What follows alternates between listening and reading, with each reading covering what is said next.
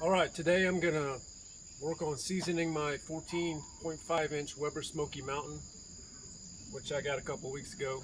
And now it's finally the first chance I've had to go about seasoning it. Now I'm gonna use the Harry Sue method, but I don't think that I'm gonna go through all three phases of his method because I don't have the money to just buy charcoal and burn it with no meat. I bought a bag of charcoal to do phase one. I think that's the only phase I'm going to do.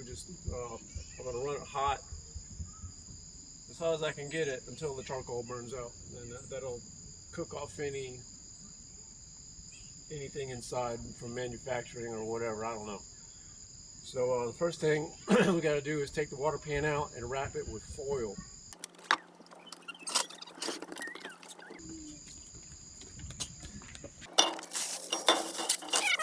He says wrap it in a double wrap of heavy-duty aluminum foil. I don't have heavy-duty, I just have regular duty. But I'll just go ahead and wrap it a couple times, I guess.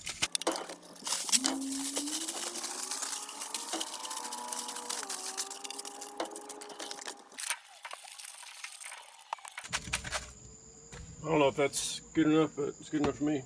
And I believe this is just to keep the bowl clean. So I don't think there's any other reason besides just to keep it easy to clean. Alright, now I'm going to set up a full charcoal chimney starter of charcoal and get it going. And I used to use this Kingsford.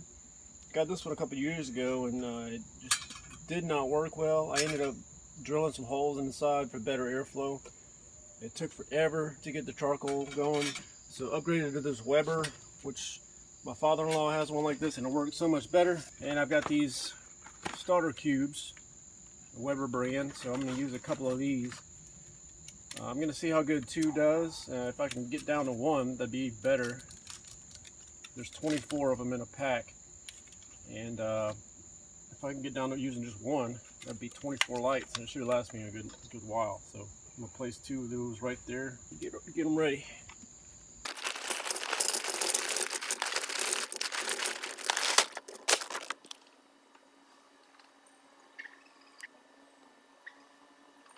Let those get good and going. I'm just going to place this right over the top.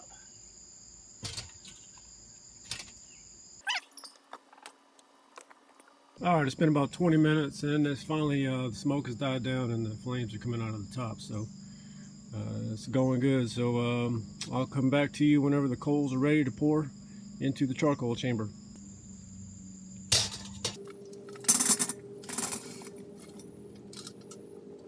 I don't know if I need to put any more charcoals on top of that or not. Maybe I will. Basically just going to be get it as hot as I can and let it cook out. Let me go ahead. What goes next? The center section. Foiled water pan. I'm going to put the cooking grates on just to cook off whatever manufacturing residue is there. And the top. I've got all 3 vents wide open. So let's see what the temperature gets up to. Alright, I guess it's been about 5 minutes, and the dial on top is reading, close to 250. I put a thermometer in the barometer. It's 265, so I've read that it's about a 15-20 degree difference from the center section to the top dial. So whenever you're trying to get to 225, which apparently is the magic number for smoking, this will be reading about 235 or 240. And I do notice that I do have a good bit of smoke coming out of the door. Looks like there's a pretty good gap there. There's smoke coming around the thermometer, so I'll probably have to work on the door a little bit. I understand that some residue should build up and help to seal it some, but that door's got a pretty good gap. Alright, so it's been about 30 minutes, and it's gotten up to around 320, which means probably 335, 340 on the inside. Well, I didn't know it was going to rain today. I didn't think it would, so it's probably going to screw up my seasoning here a little bit. But I can say that it ran for it was over 320 degrees for 2 hours. So I'm actually really surprised that it held temperature that long. You see, it's already dropped down to approaching 250 now that it started raining. So I don't know really what else to do. Well, the raining has stopped. It only rained for about 10 minutes, and then I came back out and it's already climbed back up to 310 degrees on this dial here, so it's probably, I don't know, 325, 330 in the middle. Wow. It's actually, I'm really surprised at how well this thing is keeping heat for this long. Well, here we are 4 hours later, and I was just going to wait till everything was done, but it's taken so long, and I figured I would update you anyway. So it's still 310 degrees 4 hours later. Let's see what the inside looks like. I can't really see too well, but still, there's none of them glowing anymore, but still quite hot. 5 hours after putting the charcoal down, it started to drop after about 4 hours. It's down to 250. All right, it's approaching the end of the day. It's been 8.5 hours. I honestly cannot believe it's been this long. It's still reading about 160 degrees. And yes, it's still very hot. So this lasted, I can't believe that the charcoal that I put in there at 9:40 this morning is still at 6:20 in the afternoon. It's still 160 degrees. That's crazy to me. So let's look inside and see if there's any kind of buildup. Not much buildup at all on the inside yet, so it's apparently got a little bit more seasoning that could happen, but that's just going to have to happen while I'm cooking food. So at least it's been through one cook.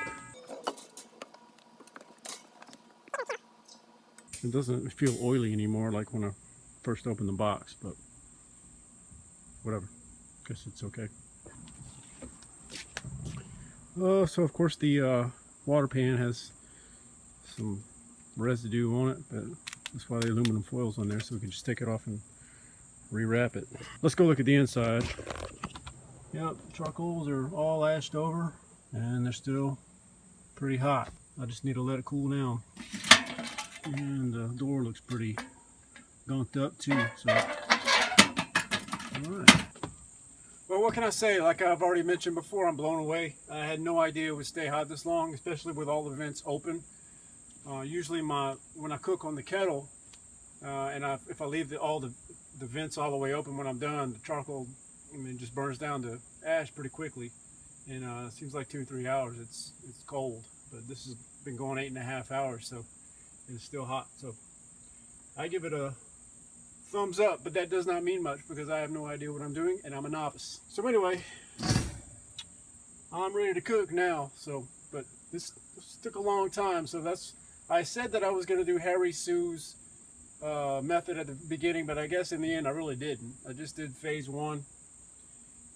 He does like 2 other phases, cooking like bacon and high fat scraps and stuff like that to build up a residue and to get it even more seasoned. So, but I'm not going to do that.